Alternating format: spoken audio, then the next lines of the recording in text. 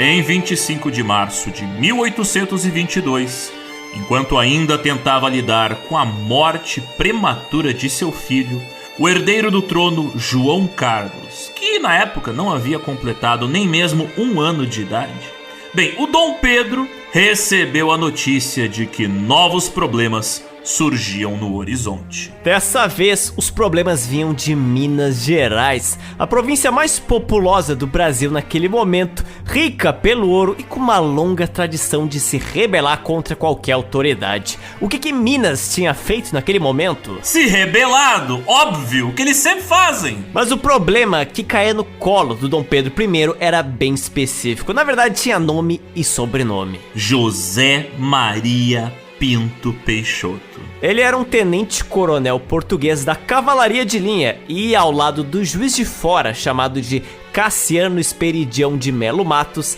eles bolaram um plano. Esses dois rebeldes nomearam juízes, oficiais, corpos de tropas regulares e até chegaram a nomear o brigadeiro Pinto Peixoto para organizar os soldados de Minas Gerais. Mas pra que servia toda essa organização? O que tanto essa galera queria? Enquanto o movimento pela independência do Brasil ganhava certa força, esses dois rebeldes defendiam justamente o caminho contrário. Eles queriam que Minas Gerais continuasse subordinada a Portugal. Eles simplesmente não reconheciam a autoridade de Dom Pedro no Brasil. Mas assim, você sabe quem tava bancando essa resistência, Alexander? Portugal, porque comerciantes portugueses alinhados às cortes de Lisboa estavam colocando dinheiro, estavam investindo em movimentos como esses por várias partes do Brasil. A ideia era enfraquecer a influência da corte do Rio de Janeiro e assim impedir que as províncias se unissem em torno do poder de Dom Pedro I. Minas Gerais foi uma das primeiras regiões onde esse apoio financeiro começou a aparecer. E vocês achando que empresários manipulando a política é uma coisa recente? Não. E dessa vez, o Dom Pedro resolveu agir de um jeito bem diferente do que ele estava acostumado. Em vez de mandar cartas, decretos ou representantes no seu lugar, ele tomou uma decisão inédita. Ele iria pessoalmente até Minas Gerais para colocar um fim naquela rebelião. Ele partiu acompanhado de um grupo surpreendentemente pequeno. Ele contava apenas com 5 auxiliares mais próximos, 3 ajudantes e 3 soldados. A intenção daquela viagem não era travar uma guerra contra os revoltosos, mas sim conversar, negociar e impedir que aquele movimento ganhasse força antes de sair do controle. Entre os homens que iriam viajar com o Dom Pedro estava o desembargador Estevão Ribeiro de Rezende, que anos depois iria receber o título de Marquês de Valença, e o seu grande companheiro de jornada, o padre Belchior Pinheiro de Oliveira. Montados em mulas, eles seguiram pela cidade de Barbacena, passaram por Queluz, que é a atual cidade de Conselheiro Lafayette, e depois foram para São João del Rei e São João, hoje chamada de Tiradentes. Foi justamente nessa última parada em que Dom Pedro fez um pronunciamento importante. Valorosos mineiros, vocês são livres, vocês são constitucionais. Unam-se a mim e marcharemos dentro da Constituição. Eu confio em vocês e peço que todos confiem em mim. Não se deixem enganar por essas pessoas que só procuram a ruína da sua província e da nação como um todo. Viva o rei constitucional, viva a religião, viva a Constituição, vivam todos os homens honrados, vivam os mineiros em geral. E por onde passava, Dom Pedro I era recebido com festa, mas isso foi até ele chegar perto da atual cidade de Ouro Preto. Quando a comitiva do príncipe chegou a um lugar chamado de Capão do Lana, que hoje é um distrito de Ouro Preto, ele foi recebido pelo vice-presidente da Junta Governativa de Minas Gerais, um cara chamado de José Teixeira da Fonseca Vasconcelos. Essa junta governativa apoiava o Dom Pedro, e esse cara correu ao encontro do príncipe e deu as boas-vindas para eles. E tem um detalhe curioso nessa história. O José Teixeira, ele era maçom, assim como vários dos homens que faziam parte da comitiva do Dom Pedro. Mas o mais curioso é que, embora o Dom Pedro tivesse cercado de maçons naquela viagem, ele não fazia parte dessa ordem. Olha só. Ih, que estranho, né? E não era só isso. O cara não tinha ideia de que nessa viagem até Minas Gerais, Dom Pedro também estava levando para a província parte da maçonaria carioca. Exatamente. Tal como um hospedeiro que carrega um organismo sem saber, o Dom Pedro estava ajudando a espalhar o movimento maçônico por Minas Gerais. Porque pouco tempo depois seria fundada a loja maçônica chamada de Mineiros Reunidos, a única loja maçônica fora do Rio de Janeiro que estava ligada diretamente a uma loja maçônica carioca. E isso não era comum para o Brasil daquela época. Mas assim, Zotes, que história é essa? Isso aí tá com um tom de teoria da conspiração, você não acha? É a invasão dos Illuminates? Me diga-me, o quão importante era a maçonaria carioca nessa época?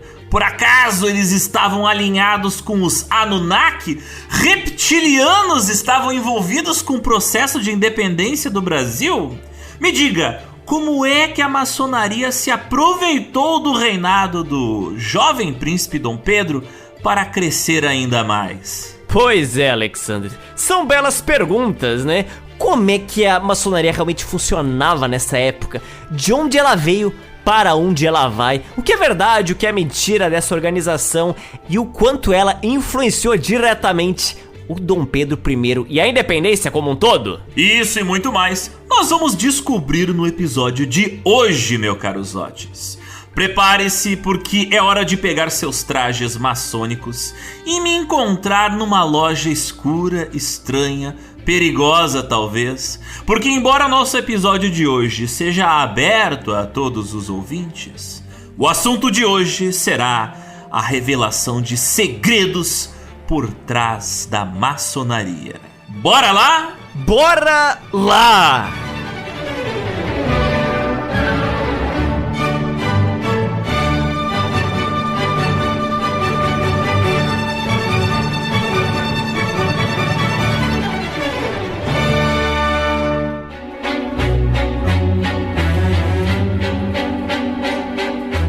Ouvintes, bem-vindos a mais um episódio do GeoPizza, o podcast mensal para alguns, mas quinzenal para outros. Um podcast de histórias políticas atuais e atemporais. Afinal, toda história acaba em pizza. Meu nome é Alexander de Musso. Eu não sei porque eu estou todo vestido a caráter, com um avental com um estranho olho dentro de um triângulo. Zotes também está usando avental, mas nós não vamos para a cozinha fazer uma pizza.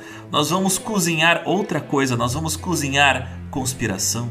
Nós vamos cozinhar alinhamento político. Nós vamos cozinhar conexões entre as elites cariocas mineiras. Oh meu Deus, Zotes, por que estamos num lugar escuro e perigoso? O que vai acontecer com Dom Pedro? São tantas dúvidas. Prepare-se, porque hoje segredos serão revelados entre essas 4 enigmáticas paredes. O episódio de hoje deveria ter sido patrocinado pelo Dan Brown, mas não foi, infelizmente. Entre em contato. Ele tinha que ser um apoiador, cara. Esse é o episódio que ele ia gostar. Mas seguindo adiante com nossa linha do tempo, Dom Pedro I deu as caras na atual cidade de Ouro Preto. E foi o maçom e presidente da Junta Mineira, o José Teixeira, que foi lá e encontrou o príncipe e aí mandou a real pro Dom Pedro, sem mais nem menos. Ele avisou que o cara que estava organizando a revolta, o Pinto Peixoto, tava preparando uma resistência armada. O cara tava convocando soldados e mercenários. O panorama não era nada bom, ainda mais porque o Dom Pedro não saiu preparado do Rio de Janeiro pra de fato lutar em uma revolta. E o príncipe ficou bem irritado com tudo isso. Dom Pedro, furioso ao saber daquela situação que estava ficando, bélica, ele disse que iria fazer um cerco em toda a cidade de Ouro Preto.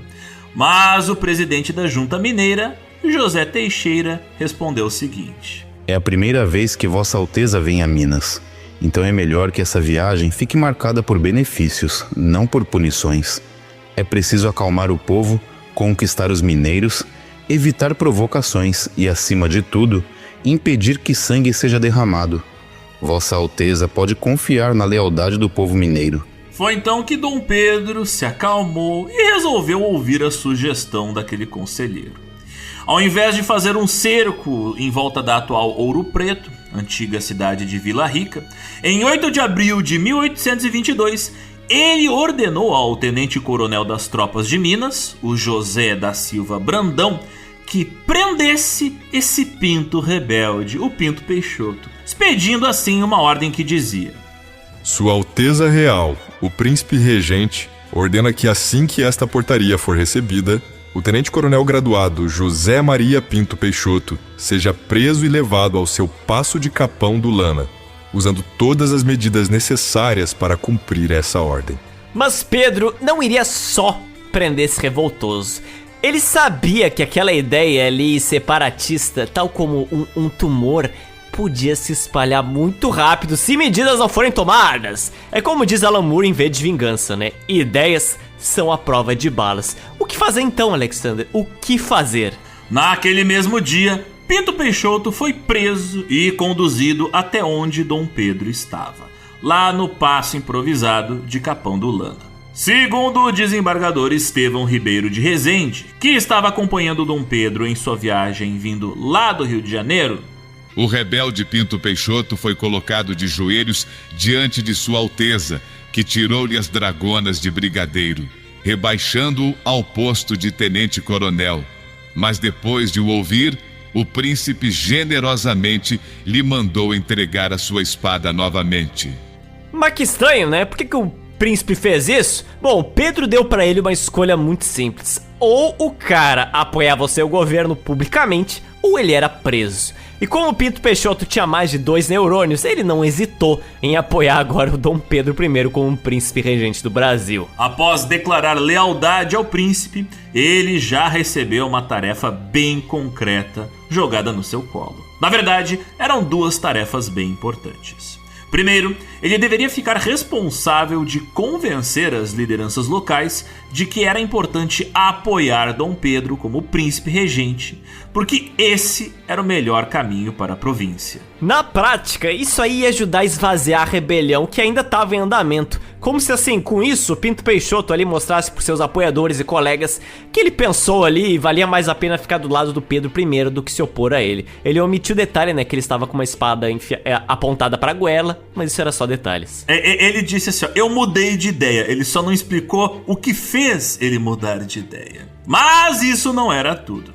A segunda tarefa era a seguinte: o Pinto Peixoto teria que preparar a cidade de Ouro Preto para a chegada do príncipe. Ele teria que fazer uma recepção, olha só. Cafezinho e tudo mais. Recebendo até com o pão de queijo, bolo de milho. Dom Pedro iria entrar formalmente na cidade, né? E para aquela ocasião, o Pinto Peixoto que deveria organizar tudo, toda a decoração e recepção. Na verdade, né, você quer uma demonstração maior de lealdade pública do que essa? Não é, né? Com isso o cara mandava uma mensagem, realmente o Dom Pedro é o melhor, olha só. Tô até fazendo aqui decoração de bolo pro cara. De líder de revolta, ele foi rebaixado para decorador, olha que loucura. Pinto Peixoto concordou com aquilo ali, ou melhor, né, foi obrigado a concordar. E assim, no dia 9 de abril de 1822, Dom Pedro I fez sua entrada triunfal na capital mineira, com todas as festividades organizadas pelo ex-rebelde. Mas antes disso, Dom Pedro I escreveu uma carta ao seu papai, o Dom João VI. Ontem cheguei ao meu destino depois de 4 dias e meio de viagem.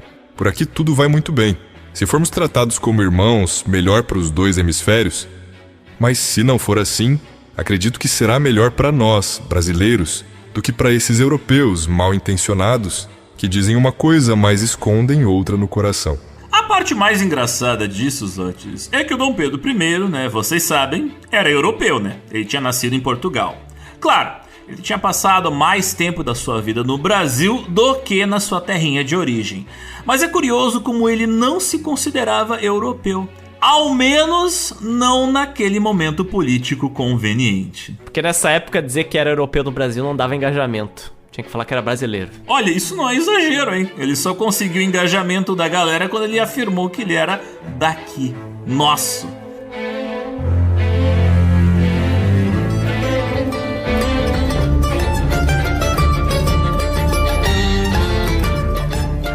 Mas aí, vamos ver essa decoração que o Pinto Peixoto fez, hein? Será que vai estar à altura da qualidade que o príncipe regente merece? Para esse evento, as casas tinham sido enfeitadas com arcos ornamentais, festões de seda, colchas de damasco que ficavam ali penduradas nas fachadas e várias girândolas de fogo que iluminavam as ruas durante a noite. Girândolas, pessoal, era como se fosse uma roda de madeira ou de metal que tinha, assim, como se fossem pequenos fogos de artifício em cada uma das extremidades dela, mas não era um fogo de artifício que nem hoje. Essa rodinha ficava girando e ficava soltando chamas, faíscas o tempo todo. Era uma iluminação constante, não era um fogo de artifício que você soltava lá e explodia no céu. Ele ficava meio que como se fosse girando e soltando várias faíscas. Era uma coisa bem comum desde o século XVIII para celebrações. Só que como é um negócio meio perigoso, hoje em dia não é tão comum de você encontrar por aí, né? E você normalmente deixava assim, no topo do telhado das casas ou nas sacadas. Enquanto isso, nas igrejas, eram celebrados os tradicionais hinos religiosos de agradecimento a Deus, chamados de Te Deums, enquanto que pelas ruas desfilavam cortejos festivos.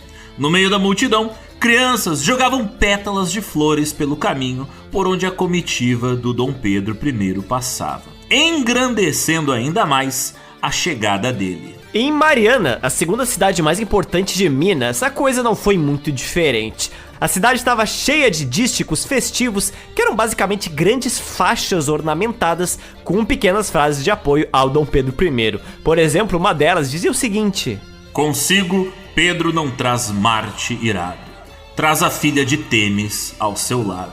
A galera quer mostrar que é culta, lê muito Virgílio aí, que eu leio muito a Ilíada, e tem que fazer várias referências, claro, à Grécia Antiga. Ou seja, o Pedro não vinha acompanhado de Marte, o deus da guerra.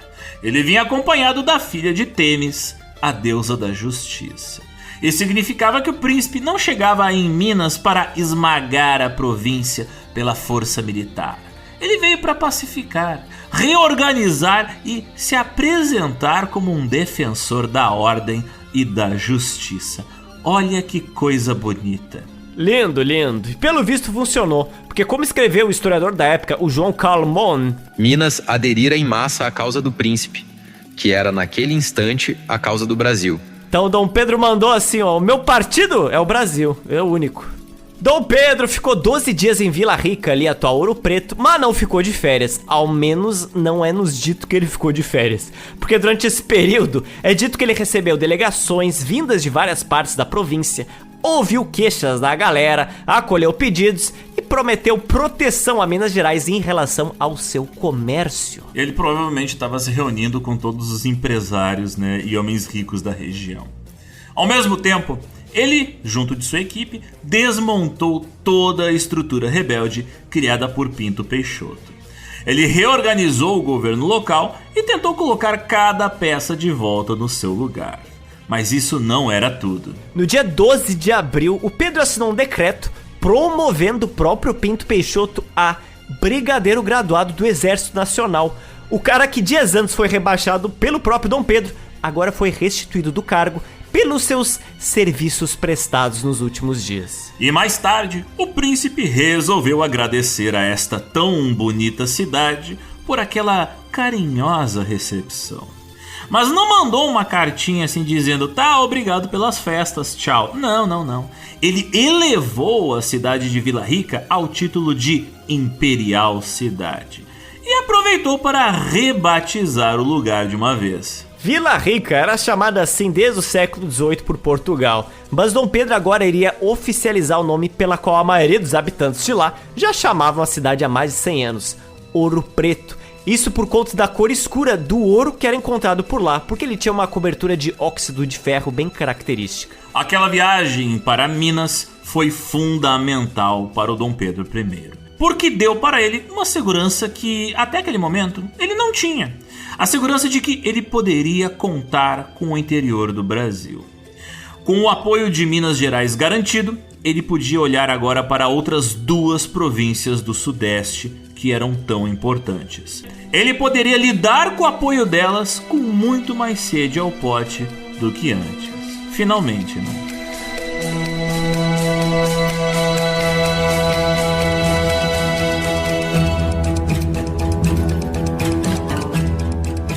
Mas assim, Alexander, falamos de Minas e eu lhe pergunto, onde está a maçonaria, hein? Está atrás de você, Sotis. Está nas sombras. Oh, meu Deus. Ela está em todo lugar. É você que não vê. Eu preciso abrir o terceiro olho.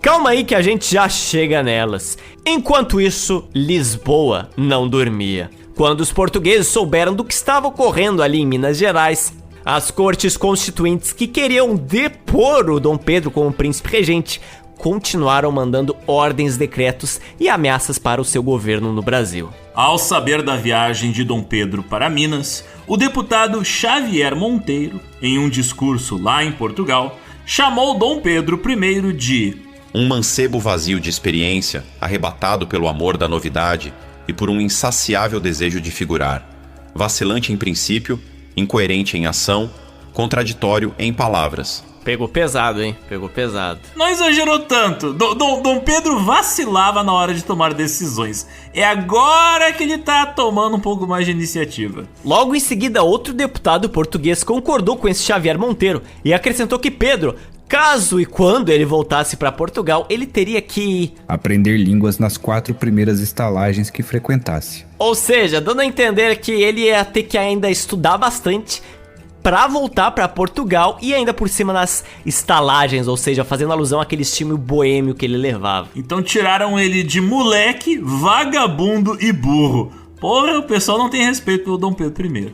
Bem, inevitavelmente, os primeiros jornais do Rio de Janeiro começaram a tomar lados nessa disputa.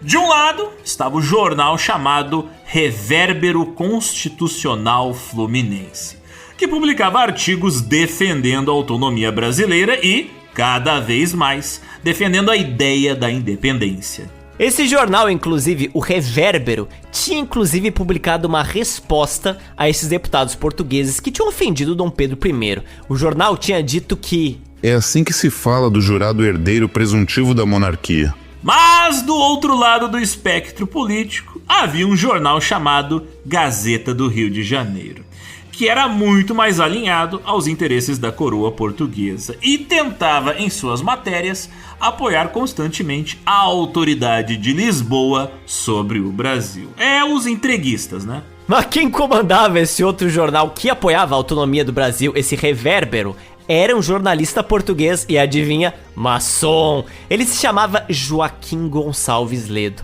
Um cara de fala rápida, opinião forte e sem muita paciência pros outros. Desde os tempos em que ele estudou na Universidade de Coimbra, lá em Portugal, Ledo já não curtia muito a coroa portuguesa. Quando a França invadiu Portugal em 1807, ele se recusou a pegar em armas para defender o rei. E sabe quem ele conheceu lá em Coimbra? José Bonifácio, que era professor na Universidade de Coimbra naquela época.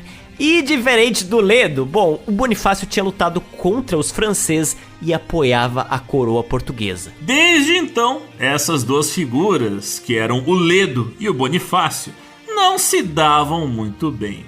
Lá fora, em Portugal, em sua pátria-mãe, eles tinham opiniões políticas bem distintas. Mas, quando eles chegaram aqui no Brasil e se encontraram, eles acabaram tendo opiniões políticas um tanto semelhantes, um pouquinho. Mas veja só que magia, né? O que será que aconteceu para eles concordarem aqui do outro lado do oceano? Embora Ledo e Bonifácio estivessem de lados opostos do fandom da monarquia portuguesa e tivessem opiniões bem divergentes em relação ao absolutismo como um todo, os dois concordavam em uma coisa muito importante: o Brasil não poderia voltar a ser colônia de Portugal. Até aí eles concordavam, mas o que deveria acontecer depois disso? Bom, esse era o ponto em que eles discordavam. Porque o Ledo não era monarquista como Bonifácio, ele era republicano. Mas mesmo assim, o jornal que Ledo presidia, o Reverbério, apoiava Dom Pedro como o líder de uma nação autônoma. Mas como assim? O cara tá traindo seus princípios? Agora virou lambibota de rei? Olha, não exatamente, porque naquele momento o que muita gente queria no Brasil era não ser colônia de Portugal. Não necessariamente essa galera queria que o Pedro I fosse imperador do Brasil. O Ledo via a independência como uma escada de 2 degraus, vamos dizer assim. O primeiro degrau era romper com Portugal e o segundo degrau pro Ledo era construir uma república ou uma monarquia constitucional, mas bem limitada. Já o segundo degrau, na opinião de Bonifácio, era outra coisa. Ele queria uma monarquia forte, centralizada e permanente, nos moldes da antiga tradição portuguesa. Mas assim, qual é a importância do Ledo para o nosso episódio? Ora, é bem grande, rapaz. Porque o currículo dele não acaba por aqui. Ele não era apenas responsável pela publicação de um jornal. Ele também dirigia o quê? Uma loja maçônica no Rio de Janeiro, chamada de Comércio e Artes. Não apenas isso, como esta loja foi a primeira loja maçônica do Brasil, que ele tinha fundado junto com 8 membros em torno de 1815. E essa loja começou a ficar muito quente a partir do dia 10 de maio de 1822. Porque naquele dia, um brigadeiro chamado de Domingos Alves Branco propôs criar um título para homenagear o Dom Pedro I. E aquilo foi aprovado por unanimidade dentro da loja maçônica. Assim, o Ledo e outro maçom chamado de Januário da Cunha Barbosa sentaram e redigiram um documento. E sabe quem também estava por lá, frequentando aquela mesma loja maçônica? O próprio presidente do Senado da Câmara, o José Clemente Pereira, que foi convocado para ler aquele discurso na frente de Dom Pedro I. Então veja só que interessante essas duas coisas muito importantes. O primeiro ponto interessante de observar aqui é que a elite do Rio de Janeiro nessa época era um pequeníssimo clube de amigos. Quando eu falo pequeníssimo, é de não no máximo 20 pessoas importantes, de verdade. Todo mundo se conhecia e frequentava os mesmos espaços. Ministros, senadores, todo mundo era o quê? Maçom. E o segundo ponto importante é o seguinte: mais uma vez, o presidente do Senado da Câmara, o José Clemente, foi escolhido como orador, pois foi ele que tinha lido para o Dom Pedro I aquela petição do Fico há poucos meses atrás. Eu fico imaginando o Dom Pedro lá na sacada do Paço Imperial, aí ele vê aquele cara, né, o José Clemente caminhando na rua, ele pensa, putz, ele tá com outra pilha de papel debaixo do braço. Chegando de novo. Vem me incomodar essa praga de novo. Lá vem o cara.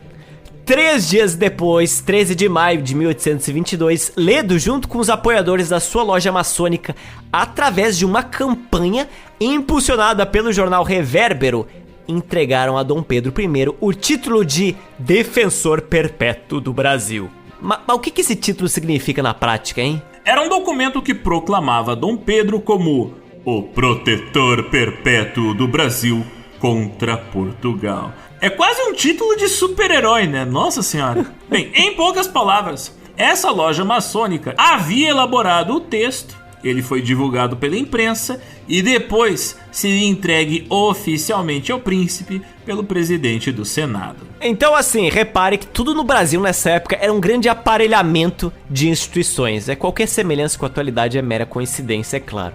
O Senado da Câmara aparecia como face pública daquela iniciativa, mas nos bastidores era a loja maçônica, o Comércio e Artes, que articulou todo o movimento. E foi o jornal, o Revérbero Constitucional Fluminense, o jornal do Joaquim Gonçalves Ledo, que é o mesmo cara que tava na loja maçônica, que deu a publicidade pra campanha. Olha só, olha como as coisas se encaixam naturalmente, né? Naturalmente. Mas aquele documento não era apenas uma homenagem simbólica, aquilo tinha um peso político muito grande.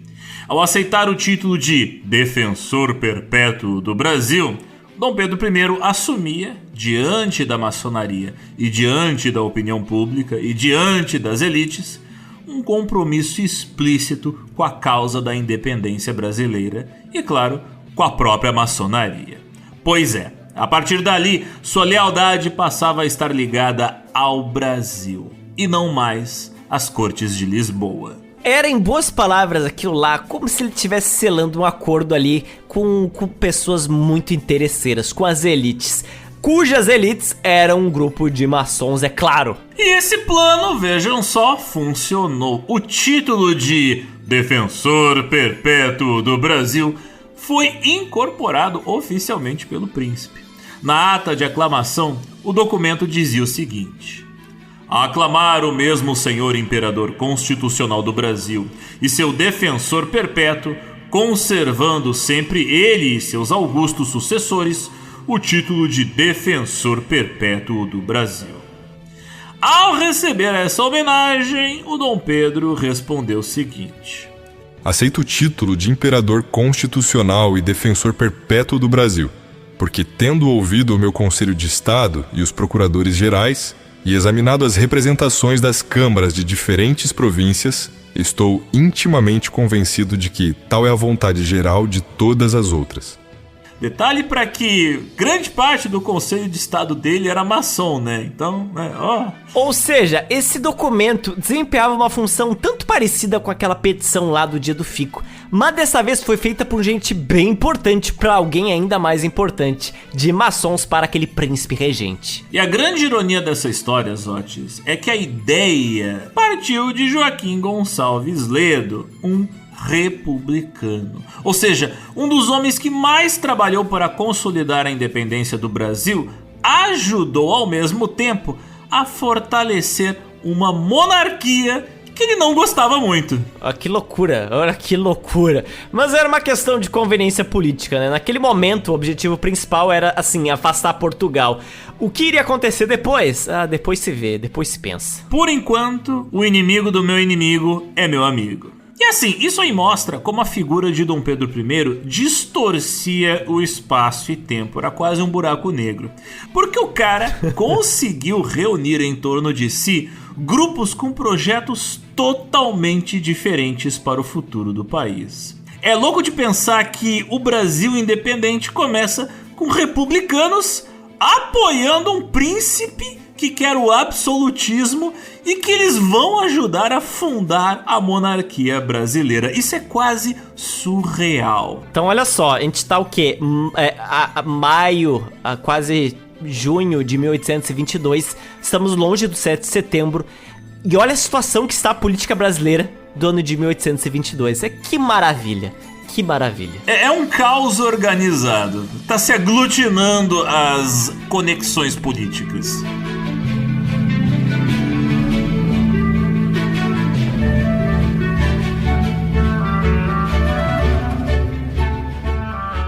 Mas falando em reunir forças diferentes, o GeoPizza é especialista nisso. Nós temos uma vasta comunidade.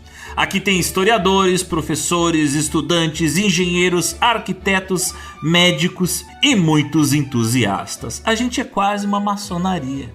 E é justamente essa mistura de diferentes mentes que permite que nós continuemos contando histórias do Brasil e do mundo. Para manter esse projeto de pé, o apoio de cada um de vocês faz toda a diferença. Programando um Pix preferencialmente para o dia 5 de cada mês, entre 5 a 50 reais para o endereço de e-mail pix@geopizza.com.br, você libera mais de 24 episódios secretos do GeoPizza que nunca saíram para o feed público. Mas as coisas não param por aí. Assim como Dom Pedro I distribuía títulos e condecorações para os seus aliados, a gente também gosta de mimar quem apoia o nosso projeto. Tem sorteios de canecas, bonés, ecobags, pôsteres e outras coisinhas feitas com muito carinho para a nossa comunidade. Se você quiser saber mais sobre isso, dá uma olhada nos links que estão na descrição desse episódio. Mas agora, Zotes, vamos voltar para o caos. Qual caos? O caos brazuca brasileiro.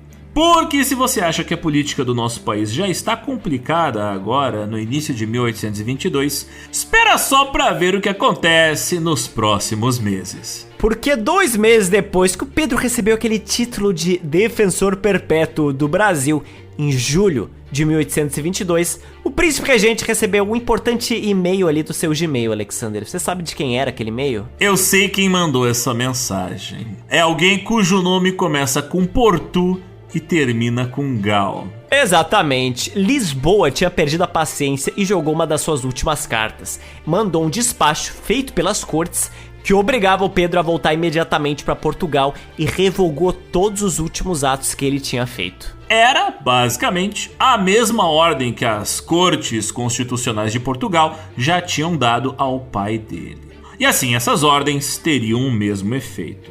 Se elas fossem obedecidas, elas deixariam o Brasil sem governo, sem regente e sem nenhuma autoridade, ou seja, à mercê do poder português. Mas aí, quem é que apareceu para reagir contra esse despacho português? É claro, o ministro de negócios de Dom Pedro I, o José Bonifácio.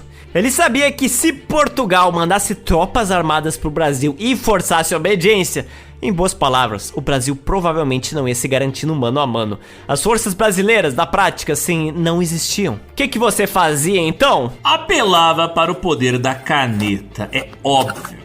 Por isso, José Bonifácio agiu rápido e redigiu um decreto declarando inimigas todas as tropas portuguesas que desembarcassem no Brasil sem a aprovação de Dom Pedro. Na prática, ele estava criando um respaldo legal para expulsar soldados portugueses antes mesmo que eles pisassem aqui. Mas no fim de tudo, aquilo ali eram palavras, era uma carta escrita num papel, né? Se na hora H Portugal olhasse para aquilo lá e falasse, bom, não reconheço, e mandasse tropas de qualquer jeito pra cá, quem é que ia defender o Brasil, hein? E foi aí que o Bonifácio pensou no seu não tão querido amigo Joaquim Gonçalves Ledo. O Joaquim, ele tinha uma ampla audiência que lia o seu jornal, o Revérbero. E lembrando, Joaquim era jornalista, maçom e um bom orador. E tinha exatamente as habilidades de comunicação necessárias para inflamar as ruas, motivar a opinião pública a se colocar ao lado de Dom Pedro. E embora os dois aí não concordassem muito com o outro, Bonifácio monarquista e Ledo republicano, o Ledo, ao receber a proposta do Bonifácio, ele aceitou a parceria. No dia 1º de agosto de 1822, ele redigiu um documento com um título que é quase maior que o próprio texto. Manifesto de Sua Alteza, o Real Regente Constitucional e Defensor Perpétuo do Brasil aos povos deste reino. E curiosamente a frase de abertura era até mais direta do que o título gigantesco. Está acabado o tempo de enganar os homens. Mas o que isso quer dizer? Então, o manifesto seguia dizendo que Portugal excluiu de fato os brasileiros de todos os empregos honoríficos e encheu vossas cidades de baionetas europeias, comandadas por chefes forasteiros, cruéis e imorais. E ainda dizia que o Congresso de Lisboa, arrogando-se o direito tirânico de impor ao Brasil um artigo de nova crença, tinha forçado as províncias a sacudir o jugo. A declaração também falava principalmente que o Dom Pedro, agora como defensor perpétuo do Brasil, não podia mais voltar atrás, porque se ele recuasse, ele não ia estar só quebrando suas promessas, ele ia estar abrindo caminho para 3 fantasmas que, de acordo com esse documento, assombravam as elites brasileiras: a anarquia, a fragmentação das províncias e os temidos furores da democracia. Em outras palavras, o manifesto tentava convencer os seus leitores de que Dom Pedro não era apenas uma opção política. Ele era a última barreira, a fronteira final, a muralha que separava a ordem do caos. Mas aquele manifesto ia além. No fundo, era quase uma convocação nacional, porque do fim, ele chamava os ilustres baianos que ainda resistiam à ocupação portuguesa a ficarem do lado do príncipe. Também chamava os valentes mineiros e os intrépidos pernambucanos, descritos como defensores da liberdade brasileira. Outras nacionalidades também acabavam sendo mencionadas, como dizia no fim do documento: habitantes do Ceará, do Maranhão, do riquíssimo Pará, vós todos das belas e amenas províncias do norte, vinde exarar e assinar o ato da nossa emancipação. E no final fazia um apelo: voai em socorro dos vossos vizinhos irmãos. Não é a causa de uma província, é a causa do Brasil. Só que a parte mais curiosa é que no fim do documento, ali embaixo, tinha um espaço pro Dom Pedro I assinar. Era como se a emancipação do Brasil fosse um documento assim, só esperando a caligrafia dele pra ele falar, beleza, aceito.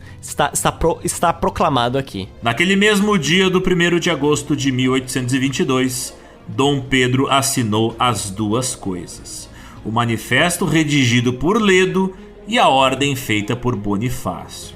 que tornava ilegal o desembarque de tropas portuguesas sem a autorização dele. Logo em seguida, aquele manifesto de agosto feito pelo Ledo foi traduzido e enviado para as nações estrangeiras para justificar o futuro rompimento do Brasil com Portugal. Sim, isso em agosto já. Ou seja, o Ledo tinha acertado em cheio. Ele escreveu algo que funcionava tanto como convocação de guerra, chamando a população a brigar contra os portugueses, como também servia como um release de imprensa internacional. Muito à frente do seu tempo, eles basicamente lembraram da situação onde um bando de pessoas se reuniram lá para se opor à revolta do general português do Avilés, e aí pensaram, já que a população mostrou que pode gostar do Dom Pedro I, então que tal todo mundo ir ali proteger o príncipe, hein? E se joguem na frente das baionetas, meus caros. Foi mais ou menos isso. Vamos utilizar o mesmo fogo para continuar aquecendo o coração dos brasileiros. Na falta de soldados brasileiros, joga todo mundo que tá na rua na frente dos portugueses. Não tem tu, vai tu mesmo, né? Já dizia o ditado.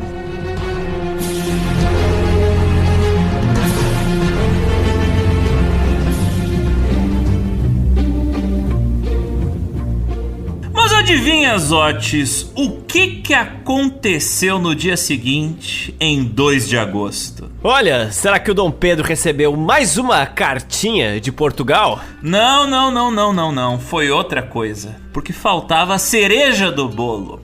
O Dom Pedro I foi finalmente iniciado dentro da maçonaria. Demorou até pra esse momento chegar, hein? Meu Deus. Provavelmente alguns ouvintes já viram isso chegando a quilômetros de distância. E é claro, né? Uma hora ou outra, os maçons que cercavam o príncipe, né? Iam tentar puxar ele pra dentro do clube também. Que clube exclusivo era esse, hein? Até o príncipe regente demorou a ser aceito. Eles não sabiam se Dom Pedro ia ser um bom maçom ainda. Eles estavam pensando. Levaram muito tempo pensando. Como vocês já estão cansados de saber, ouvintes, as elites econômicas e políticas do Brasil daquela época eram, no fundo, um pequeno, grupo de amigos. Era pouca gente e todo mundo se conhecia. E quase todos esses amigos frequentavam a maçonaria. Toda decisão importante da política brasileira até este momento, que nem teve independência do Brasil ainda, passou por lá. Nomeação de ministro, maçonaria. Redação do Manifesto de Agosto, é decidido na maçonaria. Campanha do jornal Revérbero, é escrito na maçonaria. Se você não era maçom em 1822, olha, você ia estar fora do jogo. E olha que a maçonaria no Brasil era algo relativamente recente, que só começou a vingar mesmo no início do século XIX. Para você ter uma ideia, uma das maiores lojas maçônicas do Brasil, a chamada Grande Oriente Brasílico, tinha sido fundada há menos de 2 meses antes do Dom Pedro I ser iniciado nela. Mas assim, Alexander, eu fico curioso com uma coisa. Antes do século XIX, será que não tinha maçonaria aqui na Terra Brasilis? Porque eu já ouvi, eu imagino que alguns ouvintes também, que, por exemplo, o Tiradentes era maçom. Será que isso não é verdade? Olha, eu já ouvi dizer que maçom é conectado até com os egípcios. Então, é importante lembrar que se tem uma coisa que ronda ali entre a maçonaria, pelo menos dessa época, são as fake news. E tudo indica que não tinha maçonaria no Brasil antes do ano de 1800. De fato, se diz por aí que Tiradentes e os Inconfidentes eram maçons. Sim, rolava essa história. Mas a verdade é a seguinte, a gente não tem comprovação documental nenhuma disso. É só fofoca. A única fonte que diz que eles eram maçons é o relato de um cara chamado Frei Penaforte, obtido em uma confissão que ele fez quando ele estava sendo torturado. E durante essa confissão foi que ele mencionou que alguns dos Inconfidentes teriam sido iniciados na maçonaria. Mas de novo, a gente sabe, não dá pra confiar em confissão feita sobre tortura. E na época não tinha nenhuma loja maçônica em Minas Gerais ou no Brasil para eles serem maçons, então isso fica bem difícil de crer. Falando em outras revoltas, é dito até mesmo que na Conjuração Baiana, que aconteceu ali 9 anos depois, 1798, também teria tido participação dos maçons, mas adivinha, a ordem que era dito que eles faziam parte, a chamada Cavaleiros da Luz da Bahia, essa parada nunca existiu realmente. É dito que essa tal loja chamada Cavaleiros da Luz da Bahia tinha sido fundada um ano antes a bordo de uma fragata francesa que estava chegando em Salvador, um navio chamado La Préneuse, comandada pelo capitão Larcher, mas pesquisas de alguns historiadores mostram que esse navio nunca esteve aqui no Brasil. Olha só. Tem um detalhe ainda que em 1786 foi fundada a Sociedade Literária do Rio de Janeiro e ali se discutia ciência em moldes um tanto maçônicos, tá bom? Mas tecnicamente não era uma loja maçônica. Foi só em 1800 que foi fundada a loja União do Rio, que não era uma loja maçônica, tá bom? Que depois virou loja Reunião em 1801, e essa parece ter sido a primeira loja mais ou menos regular que simpatizava com a maçonaria. Mas nada disso tinha peso político nacional, porque eram pequenos grupos filiados a obediências maçônicas de fora que não tinham ambição de mudar o país e não era uma maçonaria vinda de baixo pra cima. Era um fandom local, digamos assim. O cenário só iria mudar em 1815, quando o Ledo, junto com outros 8 caras, fundou a famosa Loja Comércio e Artes. Como ele mesmo escreveu em uma carta dirigida ao seu irmão Custódio, enquanto ainda estava em Portugal: partirei daqui brevemente e acompanhado de mais amigos, irei organizar no Brasil a primeira loja que será o centro da propaganda liberal do Brasil. Aquela loja tinha sido fundada na casa do comerciante e do maçom o João José Bahia, na Rua da Pedreira da Glória, no Rio de Janeiro. E o Ledo virou venerável mestre, uma função que basicamente significava que ele era o presidente da loja, o cara que comandava os trabalhos e que puxava as articulações do dia a dia. Mas aí aconteceu a Revolução Pernambucana de 1817. Quando a coroa portuguesa descobriu que revoltosos estavam dentro da loja, um alvará real proibiu a presença de sociedades secretas no Brasil em 1818. Só em 1821, depois lá da Revolução Liberal do Porto, em Portugal, a loja do Ledo foi reaberta, agora com o nome de Comércio e Artes na Idade de Ouro, que vocês conhecem, que a gente já citou. E desde aquela reabertura, a loja desse cara virou o ponto de encontro entre todo mundo que se achava importante, que era importante, e alguns que queriam o fim da dependência portuguesa no Brasil. Mas aí chegou o ano em que estamos aqui na nossa linha do tempo, 1822. E nessa época, a maçonaria do Rio de Janeiro era quase uma corrente de Instagram hipersaturada.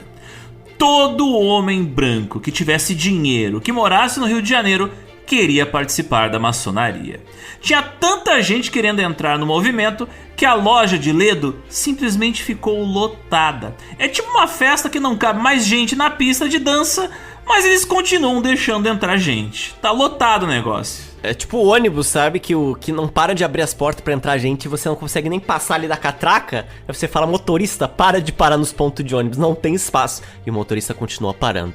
Só que em vez de, nesse caso, né, já que a festa do Ledo estava cheia, em vez dele barrar novos convidados, o Ledo e seus amigos maçons fizeram uma coisa mais criativa. Eles dividiram aquela festa em 3 salas diferentes. Eles criaram mais lojas maçônicas só para abrigar esses novos chegados. Para isso, os membros da loja Comércio e Artes fizeram um sorteio. Pegaram a lista dos principais maçons do Rio de Janeiro e dividiram eles em 3 grupos. E cada grupo virou uma loja separada. O primeiro grupo continuou sendo aquele que ocupava a sede da Comércio e Artes, a loja mãe das 3. O segundo virou a loja chamada de União e Tranquilidade, e já a terceira loja virou a Loja Esperança de Niterói. Então, de uma loja só, tal como uma bactéria alimentada, ela virou 3, então se dividiu? Exatamente, uma loja virou 3. Isso aqui não é por acaso não era só porque a brincadeira estava cheia demais. A regra maçônica dizia que para você criar uma obediência nacional, que é tipo uma confederação, uma federação que reúne todas as lojas sobre o mesmo comando, você precisava ter no mínimo 3 lojas. Não era 2, era 3, era o número mínimo exigido. Então tudo foi muito intencional, né, gente? Além de tudo, uma única loja maçônica não podia criar um Grande Oriente.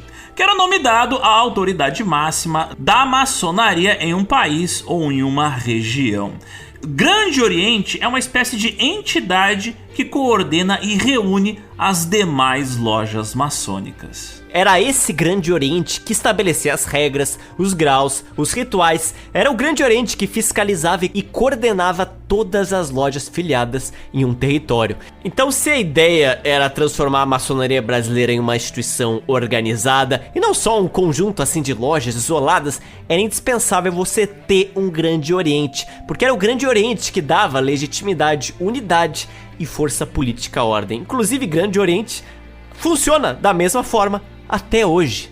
E adivinha quem estava no comando desta brincadeira muito séria, Alexandre, do Grande Oriente? Você tem uma chance de acertar quem? Ora, eu acho que é o Joaquim Ledo ou o José Bonifácio. Olha, você está duplamente certo, porque o José Bonifácio era o grão-mestre, ou seja, o presidente, e o Joaquim Ledo era o primeiro vigilante, como se fosse um cargo ali de vice-presidente. É quase nome de super-herói, né? Eles saem na rua batendo em bandido. É o grão-mestre e o primeiro vigilante. Homem-sereia e mexilhãozinho. Sim, os dois maiores rivais políticos do país agora dividiam o comando do mesmo templo. Não apenas dividiam o mesmo templo, o mesmo teto. Os caras estavam, os dois, nos maiores cargos da maçonaria do Brasil. É o que pode dar errado. Por enquanto tá dando certo. Por enquanto tá dando certo. Muito certo.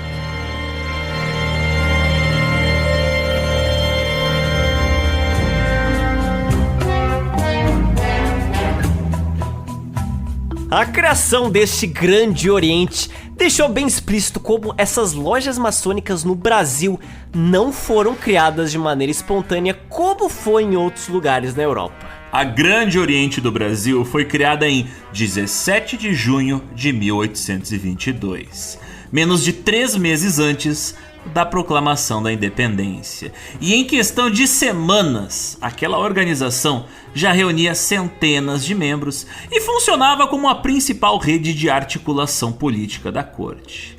Estranho, né? Pelo visto, não é coincidência isso aqui. Porque a ideia, ao menos a ideia da maçonaria, era que você tivesse uma triagem de quem fosse entrar, o que cada pessoa visava, queria fazer.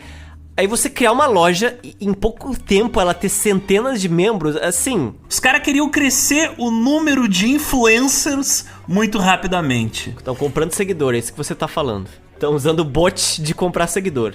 Então, eu acho que não. Eu acho que o melhor paralelo é aquelas casas de influencers que a gente teve alguns anos atrás, inclusive antes da pandemia, onde a galera chamava uns influencers não tão famosos, mas colocava num reality online para interagir com influencers mais famosos, e aí a fama de um esfregava no outro, e aí multiplicavam-se como bactérias esses influencers. Mas assim, agora vem o trecho que todo mundo quer saber e se perguntou e quer que a gente fale. Muito se fala que a maçonaria manipulou a política brasileira, mas como a gente está contando até agora, a realidade é exatamente o contrário, meus caros. Foi a política brasileira que manipulou a maçonaria para ela surgir e crescer no Brasil. Porque a partir do momento que você cria uma loja e centenas de pessoas entram, não significa que você tinha muitos maçons qualificados querendo entrar. Não!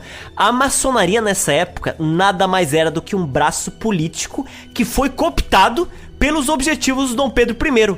Quase como se fosse um partido político disfarçado. Então não foi a maçonaria, gente influente que estava aqui, que começou a manipular a política brasileira. Não, a política brasileira utilizou a maçonaria para ampliar os seus contatos, seus recursos e os seus objetivos políticos. Mas aqui vai um detalhe importante, e que a gente, já comentou antes. A maçonaria daquela época não era um lugar onde todo mundo pensava igual. Muito pelo contrário. A gente, por exemplo, acabou de falar que ali dentro, entre os dois líderes, existia um monarquista, como o José Bonifácio, e um republicano, como o Gonçalves Ledo. E tinham vários outros monarquistas e republicanos e outras orientações políticas circulando no mesmo espaço. Lá tinham oficiais portugueses, grandes comerciantes, magistrados e até veteranos da Revolução Pernambucana de 1817. Ou seja, tinha gente que caçou revolucionário e tinha revolucionário ali. Até por isso que por ter essas pessoas no mesmo teto, as lojas foram fechadas por um tempo ali, deram uma melhorada em quem frequentava, mas voltou a ser aberto. Era perfeitamente normal que algumas pessoas discordassem em quase tudo. Por isso, normal eram políticos virarem maçons. Presta atenção nisso, não era maçom virar político, é ao contrário. Porque a gente acabou de falar que a maçonaria começou em 1815, foi fechada em 17 e voltou em 21. Então ela funcionou nem 5 anos ininterruptamente até essa nossa linha do tempo. Como é que você vai criar uma ordem tão influente a ponto dela manipular quase metade da América do Sul? Não tem como, a situação foi o contrário. A manipulação e a política já estava presente aqui antes das ordens maçônicas serem estabelecidas. E naturalmente, aqui, relativamente bem longe de Portugal e Europa, você tinha muito mais flexibilidade para que pessoas em altos cargos na maçonaria fizessem rituais e triagens da forma como quisessem, algo que na Europa era bem mais controlado e rígido. Para entrar na maçonaria, o candidato precisava concordar, no mínimo, com a missão de lutar pela independência política do Brasil. Isso aí era o filtro básico obrigatório. Mas assim, o que vai acontecer depois, se você é republicano, monarquista, anarquista, embora nessa época eu duvido um pouco, aí era outra história. Então assim, tudo que a gente citou aqui, Dia do Fico, o título de defensor perpétuo, foi tudo articulado pela essa loja maçônica, a Comércio e Artes. O Joaquim Ledo e seus amigos maçons estavam por trás de tudo isso. E o Ledo foi quem fundou a primeira loja maçônica no Brasil. Então, ele que deu início a tudo isso. Não foi um grande maçom que começou a manipular e criar maçonzinhos no Brasil. Não, ele começou a ver essas figuras políticas e falar: galera, vem aqui comigo que eu tenho uma boa ideia. Inclusive, vocês lembram que a gente falou que no início do podcast, Minas Gerais teve uma loja maçônica ligada diretamente ao Rio de Janeiro? Pois é, a loja de Minas era ligada a Grande Oriente do Rio de Janeiro. Enquanto o Grande Oriente Brasílico tentava expandir para outras províncias do Brasil e basicamente era recusada por todo mundo, Bahia, Pernambuco, Ceará, todo mundo recusou e acabou primeiro criando suas próprias lojas para depois se filiar ao Grande Oriente Brasílico. Minas Gerais foi a única província que abriu porta para ser ligada diretamente a ela desde o dia 1º. Mas não foi por vontade própria, não. O Grande Oriente mandou um emissário diretamente da loja Comércio e Artes, o cônego Januário da Cunha Barbosa, para assim regularizar a situação por lá. Traduzindo para o português, ele foi implantar a estrutura carioca no território mineiro. E acabou dando certo. Esse cara, ele acabou fundando a Loja Mineiros Reunidos, que eu acho um ótimo nome, que era filiado ao Grande Oriente. E isso também era um umbigo, vamos dizer, a loja Comércio e Artes do Ledo. Era a mesma rede, só que outro nome, outro endereço, quase uma filial. E adivinha, Alexander, quem foi uma das primeiras figuras a ser iniciada na maçonaria de Minas Gerais, nessa loja aqui, Mineiros Reunidos? Ora, provavelmente foi o Pinto Peixoto. Exatamente, o mesmo cara que se rebelou contra o Dom Pedro I, foi preso por ele, foi rebaixado e depois teve seu cargo restituído. Esse cara entrou pra loja meses depois e virou maçom, leal já à causa. Olha só, que conveniente. Ou seja, a viagem de Dom Pedro I até Minas Gerais foi uma cooptação completa. A maçonaria não só exportou sua estrutura para Minas, como engoliu o próprio inimigo do príncipe para dentro de sua estrutura e transformou ele em um aliado, transformou ele em um maçom. Isso aí é absolutamente genial e de nada me surpreende. Novamente, reforça o ponto que a gente citou, que foi a política que começou a manipular a maçonaria. Eu sei que tinha pouca gente importante no Brasil nessa época, não é de surpreender que talvez o mesmo cara que se rebelou contra o Dom Pedro foi iniciado na maçonaria, mas assim, ó, de coincidências, tá até demais. Você colocar um cara mais importante ali de Ouro Preto que se rebelou contra o príncipe na maçonaria, isso é um recado assim de, olha só, vamos manter esse cara por perto, vamos homenagear esse cara, dar o que ele merece pra ele ficar do nosso lado. Não foi maçonaria manipulando política, foi política manipulando maçonaria. 2 astronautas maçons olhando o Brasil do espaço e pensam: então tudo sempre foi política brasileira? Sim, sempre foi tudo política brasileira. Mas apesar da maçonaria aqui brasileira ter sido fagocitada pelo projeto de independência, o Dom Pedro I agora, ele seria um aprendiz, um maçom. Este cara ia ter que seguir umas regras bem rígidas para iniciar na ordem. E será que ele iria respeitar essas restrições de comportamento? Ele já não respeita muita coisa? Todos os recém-iniciados, ao menos na teoria, eles tinham que jurar o mesmo documento. Essa era a Constituição de Anderson. Este documento tinha quase 100 anos aqui na nossa linha do tempo. Ele tinha sido escrito em 1723 por um pastor inglês chamado D. James. Adivinha qual é o sobrenome dele? Anderson, é claro, aprovado pela Grande Loja de Londres. Era como se fosse um estatuto base da maçonaria moderna naquele momento. Era esse estatuto que definiria as regras, as obrigações dos membros, a hierarquia dos graus de maçons e até mesmo os rituais. E olha só, falando de gente importante em épocas coloniais na maçonaria, Benjamin Franklin, um dos pais fundadores dos Estados Unidos, publicou uma edição dessa Constituição nos Estados Unidos em 1734. Então, tendências vindas do exterior acabam pegando no Brasil. E naturalmente, coisas que acontecem na terra do Tio Sam acabam se repetindo em um formato bem de baixo orçamento, né, com todo o perdão da palavra, no Brasil. Por que eu falo isso? Benjamin Franklin, George Washington, John Hancock eram o que, Alexander? Maçons. Até porque o desenho de Washington, né, o desenho das ruas de Washington, segue ali uns designs pensados, né, por maçons. Então até o planejamento da cidade tem ali a mão dos caras. Então a ideia de você ter maçons em um projeto de independência veio daí. Só que nos Estados Unidos, colocando em boas palavras, tá? Não se tornou esse pequeno circo que se tornou aqui. Lá a galera de fato usava mais para fazer clubes políticos, para ter redes mercantis. Eles desenhavam alguns encontros de assembleias coloniais, de comitês de correspondência, mas não acabava sendo um braço da política, a própria maçonaria. Até porque, usando só o paralelo da data, tá? Aqui a gente tem o Grande Oriente fundada 2 meses antes da independência do Brasil. E nos Estados Unidos foi na década de 20 do século 19. A independência dos Estados Unidos foi em 1776. Isso é no mínimo 50 anos depois. Só usando essa referência de data, você já consegue ver que a instituição já tinha um desprendimento um pouco maior da política naquele momento. Assim, ainda tinha muita política lá dentro, mas não era como foi no Brasil. Mas falando nos United States, eu te pergunto, caros Otis, me bateu aqui uma dúvida. De onde será que veio toda essa ideia de maçonaria, hein?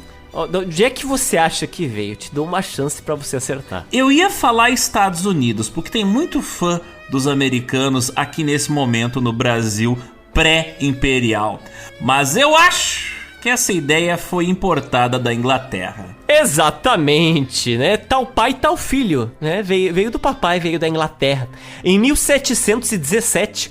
4 lojas de Londres, não foram 3, se uniram para criar a primeira grande loja. Antes disso, existia guildas de pedreiros, que eram consultores de catedrais medievais que se organizavam em lojas para proteger os seus ofícios. Por isso que símbolos maçônicos são ligados ao que, Alexander? Ao que? A construção civil, olha só. Olha só. Mas a versão moderna da maçonaria, que contém rituais, juramentos e uma estrutura formal, nasceu apenas no século XVIII, da fusão dessas guildas somadas aos ideais do iluminismo, como os conceitos de liberdade, igualdade e fraternidade.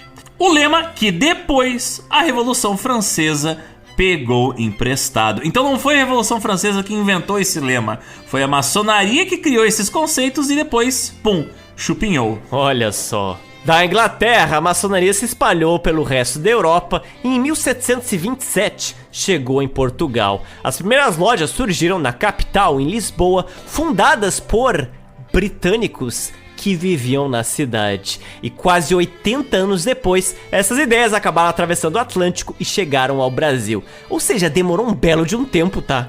Pra maçonaria sair de Portugal e chegar no Brasil. Caraca, quase um século. Então a história da maçonaria, ao menos a maçonaria recente, era uma coisa bem inédita no Brasil naquele ano de 1822. Talvez até por ser uma novidade é que virou moda no Rio de Janeiro, né? Olha só a coisa nova que chegou da Europa. Vamos todos entrar nesse clubinho. Já tá velhaça lá, né? Sempre assim. Inédito no Brasil. Sessão da tarde. Filme inédito na Sessão da Tarde, saiu em 2012. Tudo chega atrasado aqui. E olha, se você prestou atenção até agora, você deve ter percebido que a gente falou só em homem, né? Maçonaria parece ser o clube da salsicha. Porque é o seguinte, mulher não entrava nesse rolê. E não é por acaso. A maçonaria, desde os tempos onde ela surgiu na Inglaterra no século XVIII, ela só admitia homens. A justificativa oficial era de que os rituais utilizavam símbolos da construção civil medieval, símbolos das guildas de pedreiros, e que naquela época mulheres, não trabalhavam nesse ofício, então, por tabela, não podiam fazer parte da maçonaria. Até porque os primeiros maçons, eles eram de guildas de pedreiros. E aí eles falarem assim, agora a mulher vai entrar nessa maçonaria. Eu trabalhei a vida inteira em guilda de pedreiro, só vi homem e mulher vai entrar aqui agora, é inadmissível. Nessa época dá pra fazer sentido. Já hoje em dia a gente pensa, caraca, ainda nessa? Mas isso é outro papo. A versão mais mística diz que o segredo da ordem, na época, não podia ser revelado a quem não fosse homem livre e de bons costumes. Porque afinal, isso era um cidadão da época, né? Homem livre, ou seja, branco, e ter dinheiro, que se traduz em bons costumes. E, ironicamente, enquanto a maçonaria pregava liberdade, igualdade e fraternidade, por enquanto só vi fraternidade, metade da população nem sequer podia bater na porta. Seja por uma questão de gênero, seja por uma questão de cor de pele, seja por uma questão de renda. Algumas décadas depois, iriam surgir ordens paralelas onde frequentariam as mulheres, como a maçonaria adotiva, mas assim, a loja maçônica principal continuou e ainda continua exclusivamente masculina.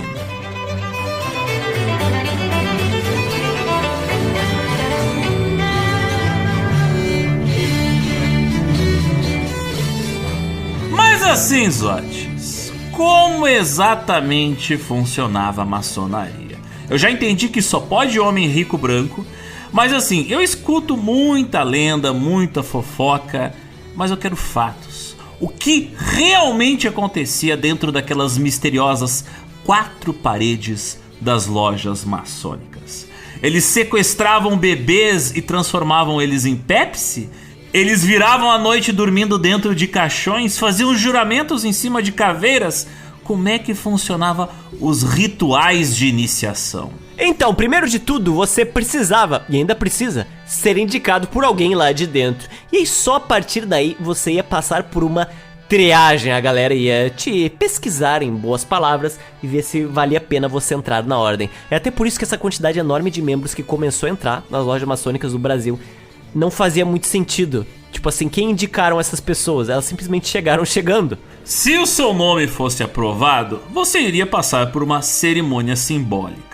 Às vezes de joelhos, às vezes vendado, onde jurava segredo e lealdade à ordem maçônica. O candidato a aprendiz era conduzido a uma câmara de reflexão. E lá ele ficava sozinho, ficava lá pensando na vida, meditando sobre se ele realmente queria entrar naquele processo, porque nós estamos ainda na triagem. Depois vinha uma das partes mais marcantes do ritual. O iniciado era vendado e entrava na loja com o pé esquerdo descalço, o joelho direito descoberto e parte do peito esquerdo à mostra.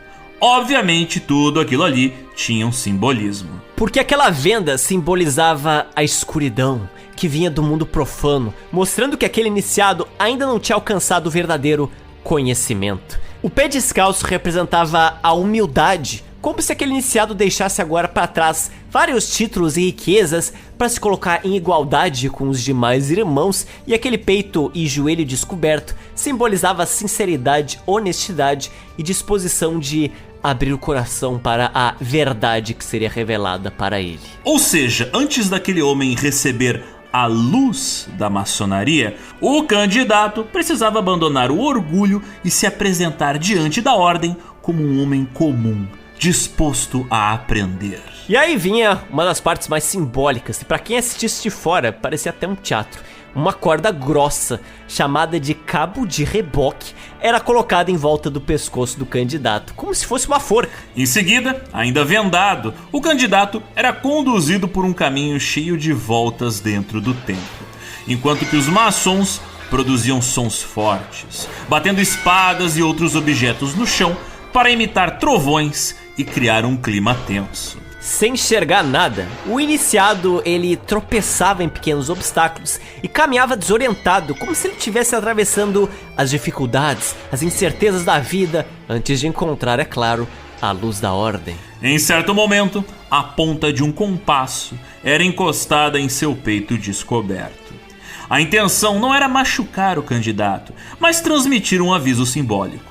A palavra dada e os segredos da fraternidade deveriam ser tratados com absoluta seriedade e jamais deveriam ser traídos. Em seguida, vinha o juramento. O candidato se ajoelhava diante do altar, colocava a mão sobre o livro sagrado da sua própria religião e, repetindo as palavras do venerável mestre acima dele, prometia jamais revelar os segredos que estava prestes a conhecer. Para tornar aquele compromisso ainda mais sério, ainda mais solene, a punição simbólica para quem quebrasse o juramento era descrita ao candidato em detalhes.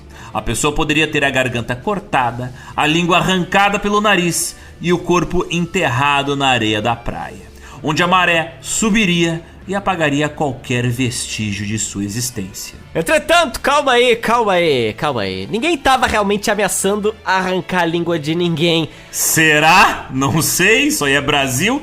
Pena de morte, gente, realmente existia naquela época dentro da maçonaria. Não era uma coisa rara na maçonaria e muito menos para crimes de rebelião e insubordinação militar. Então se a gente olha isso aqui, a gente pensa, uau, como os maçons são malvadões, são violentos, mas tipo assim, em toda organização da época, em toda a sociedade brasileira, em qualquer lugar que você fosse. Não, e do mundo, né? Do mundo, Europa, Estados Unidos, essas punições aconteciam. Na maçonaria, elas tinham um quê a mais de simbolismo, um quê a mais de teatro. Talvez você não fosse ser morto arrancando sua língua, mas é bem provável, tá? Que você iria morrer. Então, não melhora muito sua situação, mas não era uma coisa tão figurativa. Era uma forma de deixar claro que, assim, não quebre o nosso juramento, rapaz. Até porque em guildas medievais, as pessoas que vazavam o que acontecia lá dentro não terminavam vivas. Então isso foi herdado daí. Depois de ficar muito ciente das consequências de uma possível traição contra a maçonaria, o candidato iniciado ainda dava 3 voltas ao redor da sala, representando assim a passagem do mundo profano agora para o mundo do conhecimento. Então chegava o momento mais importante, quase como se fosse um nascimento simbólico do iniciado. A venda era retirada e ele se deparava, ele via ali na sua frente 3 velas dispostas em um formato do que, Alexander? De um triângulo ali no meio da sala. Essas eram as chamadas 3 luzes. Cada uma delas representava um valor: a sabedoria, a força e a beleza. E cada uma dessas velas correspondia a um dos 3 graus principais da maçonaria: aprendiz, companheiro e mestre. A partir daí, o iniciado era recebido como um novo irmão daquela ordem. Era o momento que ele ganhava o seu avental branco, feito de couro de carneiro, que era a marca do aprendiz, e recebia suas primeiras ferramentas simbólicas, o malhete e o cinzel. Malhete? Que nome estranho, o que é isso? Então, ouvintes, cinzel vocês talvez já saibam, né? É um pedaço de metal que é utilizado para esculpir, né? Relevo, estátuas. Mas assim, você não segura ele na mão e vai arranhando a pedra até ficar no formato do Davi esculpido pelo Michelangelo. Não! Alguma coisa precisa ficar batendo no cinzel para aos poucos ele ir desgastando a pedra. O que você usa para bater no cinzel? O malhete. O malhete é uma marretinha de madeira. Ela é feita de madeira exatamente para que o impacto não seja tão grande, você não bata com tanta força na pedra. Você vai comendo, arranhando, desgastando a pedra até ganhar o formato da fachada do prédio, da escultura, enfim. Por isso que são dois símbolos tão importantes para a maçonaria. Eles eram duas ferramentas fundamentais para construir esculturas e fachadas de catedrais. Na maçonaria, este malhete representa a força, a vontade e a capacidade de você transformar uma ideia em ação. Já o cinzel simbolizava a inteligência, o planejamento e o conhecimento. É ele que decide onde o golpe deve ser dado, tal como quando você está esculpindo madeira ou pedra. Na prática, o malhete também era o símbolo de autoridade dentro da loja. Ele era usado pelo venerável mestre e pelos dois vigilantes para conduzir as sessões. E o malhete era batido sobre uma mesa para anunciar o início dos trabalhos, suspender alguma discussão ou encerrar alguma reunião. Ele funcionava quase como a mesma função que tem o martelo de um juiz ou o bastão de comando de um oficial militar. Algumas pessoas vão imaginar, então é daí que os juízes, tiraram o martelo para bater no início das sessões. Não se tem provas que veio daí, porque o uso de martelo para indicar autoridade é uma coisa muito mais antiga, já era das guildas e já era também de outros ofícios, mas é seguro dizer que sim, inspirou. E o aprendiz, por sua vez, ele recebia outro símbolo muito importante da maçonaria, uma régua. Uma régua simples, mas conforme ele avançava na ordem, ele passava a usar uma régua diferente, uma régua de 24 polegadas, que mede ali, convertendo uns 61 centímetros. Cada polegada dessa régua representava uma hora do dia, lembrando que um bom maçom deveria administrar muito bem o seu próprio tempo, dividindo ele entre o trabalho, o descanso, o estudo e o convívio com a família e os amigos. Isso aí eu achei saudável. A partir dali, o iniciado, e em breve o Dom Pedro I, ia começar a aprender os tão famosos sinais secretos daquela fraternidade. Dentro do templo maçônico, durante as cerimônias, esse aprendiz era ensinado a manter os pés em esquadro unidos pelos calcanhares e ia ter que dar 3 passos em direção ao oriente, o lado do salão onde ficava a cadeira do venerável mestre e de onde simbolicamente vinha a luz, e ele também ia aprender a fazer o sinal do reconhecimento. Ele ia levar a mão aberta à garganta, como se dissesse que preferia ter a garganta cortada do que trair os segredos daquela tão venerável ordem. E como isso funcionava na vida real? Bem, imagina um maçom encontrando outro, assim, de boas numa taberna, num baile ou até mesmo numa reunião política. Como é que ele ia saber se aquele sujeito era realmente um companheiro ali de maçonaria? Essa é a parte que muita gente conhece. Os maçons criaram um sistema de identificação pública, formado pelos chamados toques, sinais e palavras. Pra quem não conhecia isso aí, era um gesto normal, cumprimentos comuns, mas pra quem fazia parte da ordem, você tinha pequenas coisinhas que funcionavam como uma espécie de código de identificação pra você reconhecer outro maçom em qualquer lugar, em qualquer momento. O mais famoso desses sinais era o aperto de mão, que para quem olhasse de fora, parecia um cumprimento perfeitamente comum. Mas o segredo deste aperto de mão secreto estava na posição do dedão. Porque um aprendiz, ele pressionava a junta do dedo indicador da outra pessoa. Esse toque era associado à palavra boas. Já quando ele era elevado para companheiro, o dedão era colocado no espaço entre a junta do indicador e a do dedo médio. E esse ficava ligado à palavra shibolet. Já um mestre, a pressão acontecia entre a junta do dedo médio e a do dedo anelar, no chamado toque de Tubal-Caim. Curiosamente, essas palavras não foram inventadas pela maçonaria. Esses 3 termos vêm da Bíblia e têm origem no antigo hebraico. Boaz era o nome de uma das colunas do Templo de Salomão. Shibolet era uma palavra usada para identificar inimigos infiltrados. E Tubal-Caim era o lendário ferreiro mencionado no Gênesis. Ou seja, a maçonaria simplesmente reaproveitou esse imaginário bíblico para construir os seus próprios rituais e símbolos muito nerds. Então vocês vejam, que é isso que acontece quando falta RPG ou Dungeons and Dragons no mundo. A galera sempre inventa algum clubinho estranho. E falando de sinais, tinha claro uma etiqueta pra isso aí. Se dois maçons de graus diferentes se encontrassem, o de grau inferior oferecia o aperto de mão correspondente ao seu nível e o do grau superior respondia com um toque equivalente ao dele, demonstrando ali um respeito à hierarquia da ordem. Mas não era só o aperto de mão que identificava o status de um maçom. Existiam também palavras passe e pequenas frases código.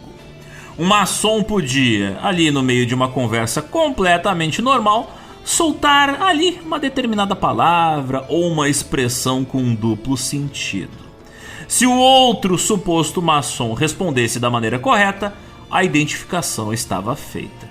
Se não respondesse, a conversa simplesmente seguia e ninguém ao redor desconfiava de absolutamente nada. E além disso, tinham sinais corporais. Um dos mais conhecidos é o sinal que a gente já mencionou, da mão direita aberta junto à garganta. Você faz isso no ritual, mas se você fizer isso na rua com o polegar apontado para si, era uma forma de indicar perigo ou de pedir ajuda, algo que só outro maçom ia ali perceber. O resultado disso era impressionante, né? Os maçons conseguiam se reconhecer praticamente em qualquer lugar. Seja num baile, num bar, numa reunião ministerial, numa missa ou até mesmo no mercado. E ninguém ficaria sabendo de que tinha dois maçons ali presentes. E agora o Dom Pedro, que seria iniciado como profano, poderia se transformar logo mais em aprendiz maçom.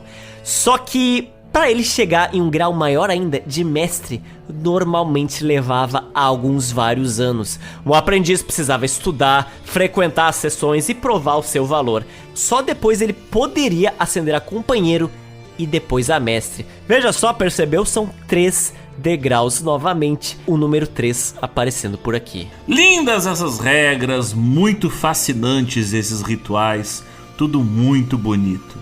Mas eu tenho uma notícia que talvez você já saiba. Dom Pedro I não era um cara que gostava de seguir regras. E todo esse ritual aqui, ele certamente não pretendia seguir. Pois então, em breve isso vai gerar uns atritos bem curiosos. Pois é, Dom Pedro iria desburocratizar o ritual de iniciação da maçonaria.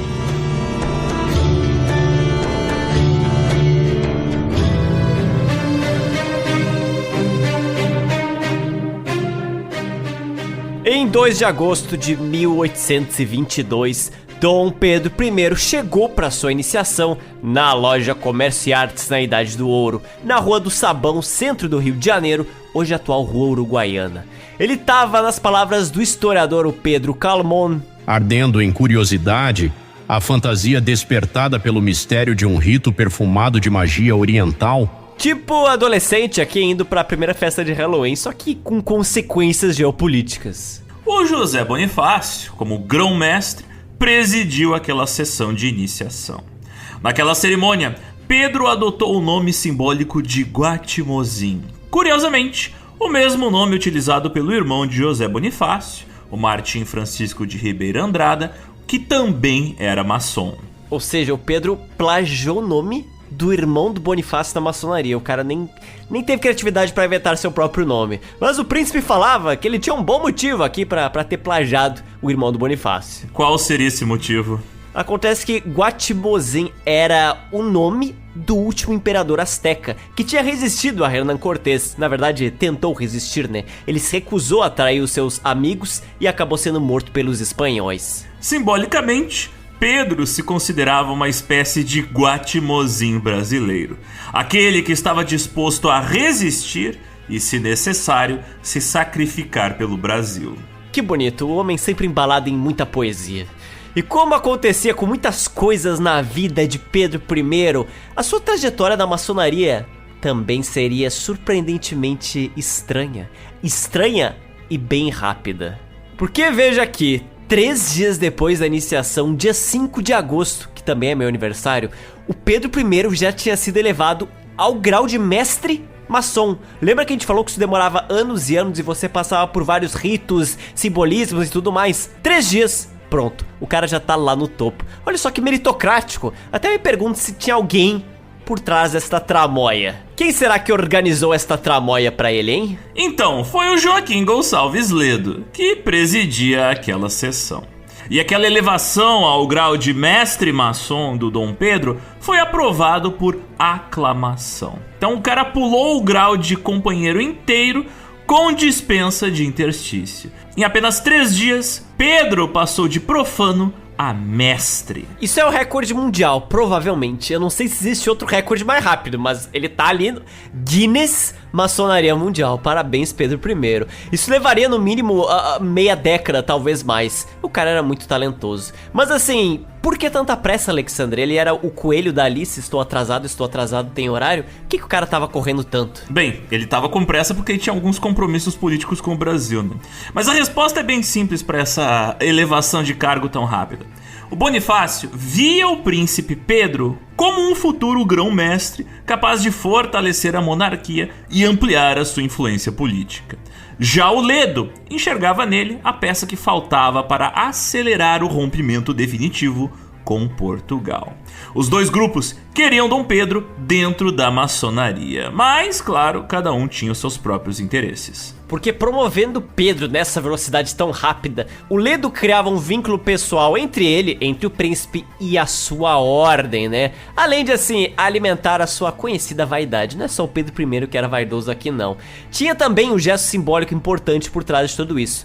Dispensando aquele grau de intermediário, a maçonaria mostrava que estava ali bem disposta a flexibilizar suas próprias regras em prol do Dom Pedro. Era uma forma de aproximar ele e conquistar sua lealdade, porque assim, todo mundo lembrava que na real mesmo, como a gente já falou, a maçonaria virou braço político, ou seja, se o Dom Pedro bem quisesse, o cara podia mandar fechar tudo, como Portugal tinha feito com o Brasil na época colônia, depois da Revolução Pernambucana. Então, você precisa fazer uns agrados ali pro príncipe para ele deixar a maçonaria existir por um tempinho. E para vocês terem um exemplo de como a maçonaria era uma ferramenta da política e não o contrário, olha que ironia.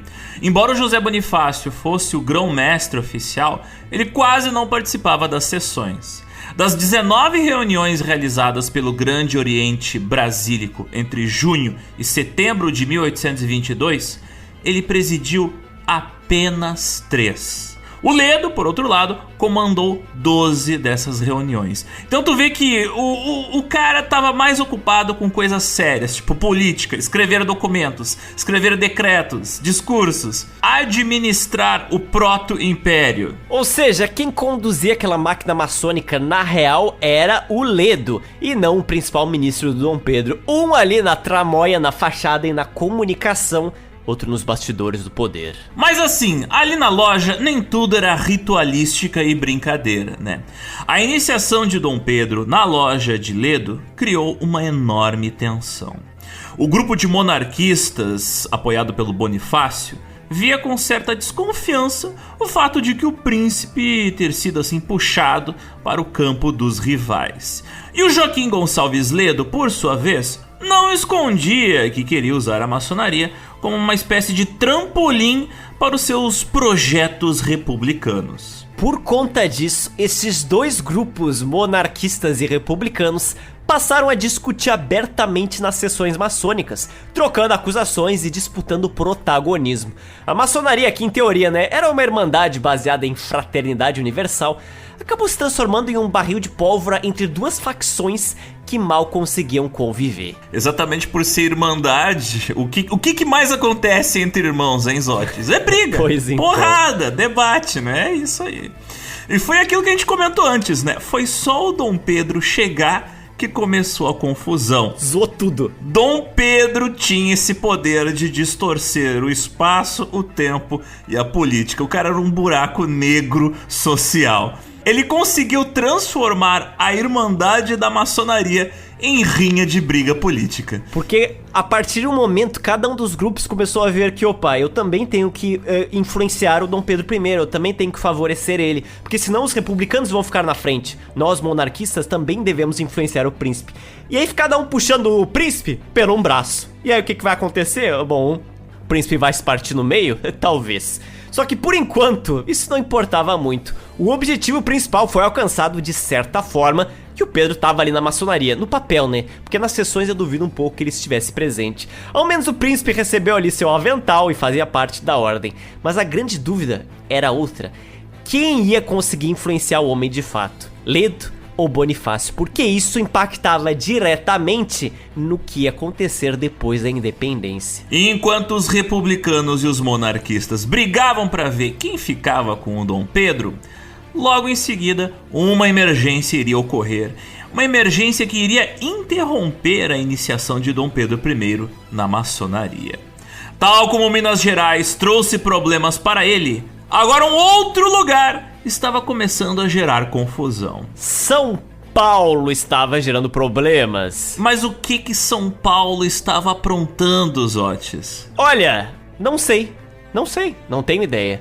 Isso aqui a gente só vai descobrir na nossa próxima fornada de pizza. Então não percam por esperar, porque essa próxima refeição já tem local para ser servida. A uns 700 metros do Riacho do Ipiranga, em São Paulo. Vemos vocês em poucos dias para se deliciarem conosco nesse banquete.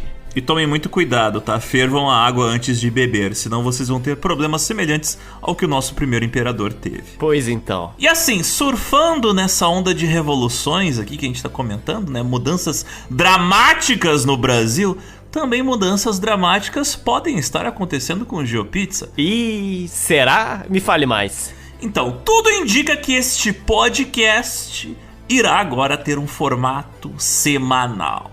Sim, vocês passaram anos nos pedindo e nós iremos atender. Porém, nem tudo é o que vocês querem nas suas vidas, né? Vamos aceitar o que vem junto desse pack.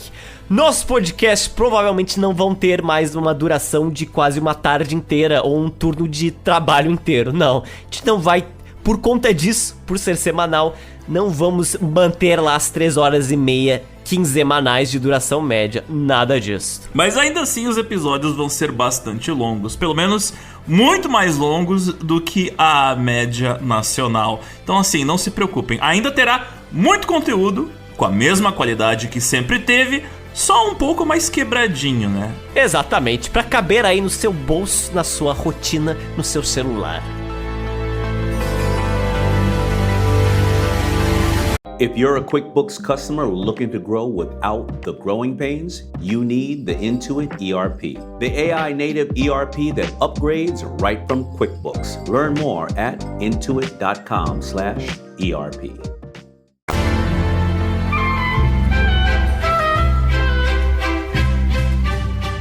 É chegada a hora do cardápio da semana, das nossas dicas culturais. Então, Zotes, os ouvintes que estão sedentos para saber mais sobre os mistérios dos maçons brasileiros, por favor, me diga-me que conteúdos extracurriculares você pode passar para os nossos sedentos ouvintes. Se você terminou esse episódio pensando, caraca, essa galera da maçonaria é braba, eu tenho a leitura certa. Tenório de Albuquerque escreveu uma das obras mais clássicas sobre como a maçonaria chegou no Brasil, como a Comércio e Artes foi fundada, como o Grande Oriente Basílico surgiu em 1822 e como personagens como Ledo, Bonifácio e o Dom Pedro I se moviam dentro dessa rede. É o livro A História da Maçonaria do Brasil, do Tenório de Albuquerque. Esse é um livro meio denso, mas é a porta de entrada para você entender, assim, como é que um punhado de homens de fraque conseguiu derrubar o império sem nem mesmo levantar uma espada. Aliás, a gente tem uma dica: procurem edições mais recentes desse livro, porque as primeiras publicações têm uma linguagem meio arcaica, mas mesmo assim, o conteúdo é ouro puro. A segunda dica cultural é o livro chamado Maçonaria, Sociabilidade Ilustrada e Independência do Brasil, publicado em 2006 pelo Mansur Barata. Esse livro é basicamente um grande making-off deste episódio. O Mansur Barata ele mostra como as lojas maçônicas, jornalistas do Revérbero, comerciantes do Rio e políticos de Minas formaram uma rede de influência que moldou 1822 do início ao fim, muito antes da viagem do Dom Pedro para São Paulo. Você vai ver melhor como Ledo usava a imprensa, como José Clemente era o homem da vez em todo lugar, era assim, o homem propaganda. Você quer fazer algo importante? Chama o José Clemente, Carl José Clemente. E como a iniciação do Dom Pedro na loja Comércio e Artes também não foi uma coincidência, foi todo um plano de cima a baixo. Uma leitura obrigatória se você quiser entender além do básico. Nossa terceira dica cultural, é claro, é a Constituição de Anderson, de 1723. Esse documento é o DNA da maçonaria moderna. Como a gente disse antes, ele foi escrito por um pastor inglês chamado James Anderson, por isso o nome do documento, né? E publicado em Londres em 1723. É dele que vem toda a estrutura da maçonaria, estrutura que é mantida de certa forma até hoje, né? Os 3 graus, os rituais, as obrigações dos membros, as regras das grandes lojas, tudo isso. O Benjamin Franklin chegou a reimprimir, fazer uma cópia, uma edição americana, em 1734, utilizando a sua própria tipografia. Isso quando ele tinha 28 anos de idade.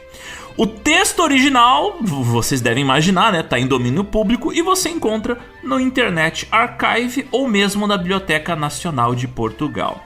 É aquele texto meio denso de ler, né? Porque é aquele inglês lá do século XVIII, mas se você quer ver de onde veio toda aquela maquinaria e inclusive entender muito da ideologia dos caras que a gente descreveu aqui nesse episódio, bem, esse documento aqui você tem que ler. A quarta dica cultural é outro livreto chamado Joaquim Gonçalves Ledo e a Emancipação Política do Brasil, escrito pelo Francisco Varela.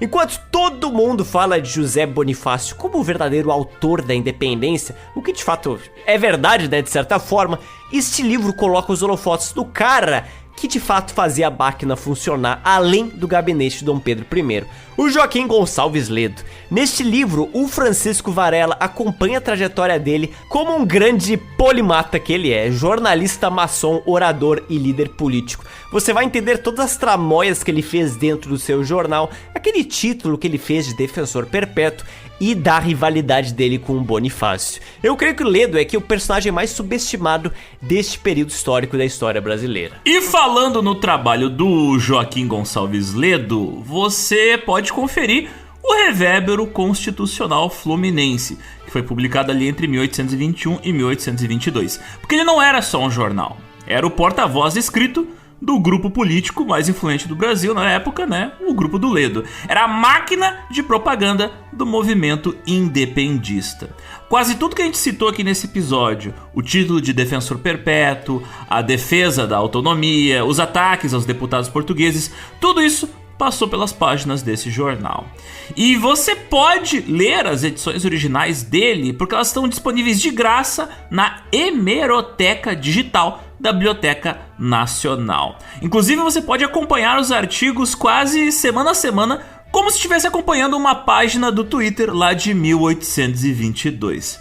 É até bizarro ver como, apesar da linguagem ter mudado, o jeito que as pessoas fazem política e espalham informações é praticamente o mesmo. Só mudou o papel pelo digital. A última dica cultural talvez seja a mais, por uma certa forma, fácil de você ter contato com ela, mas vai variar dependendo de onde você está.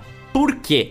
A Grande Oriente do Brasil existe. Está onde? Em Brasília. Lá tem um museu e uma biblioteca aberta ao público. O acervo tem documentos originais, medalhas, aventais de couro, de carneiro, espadas, malhetes, toda aquela coisa que a gente mencionou. Você vê de perto as 3 luzes, os 3 graus e você entende o significado de cada símbolo.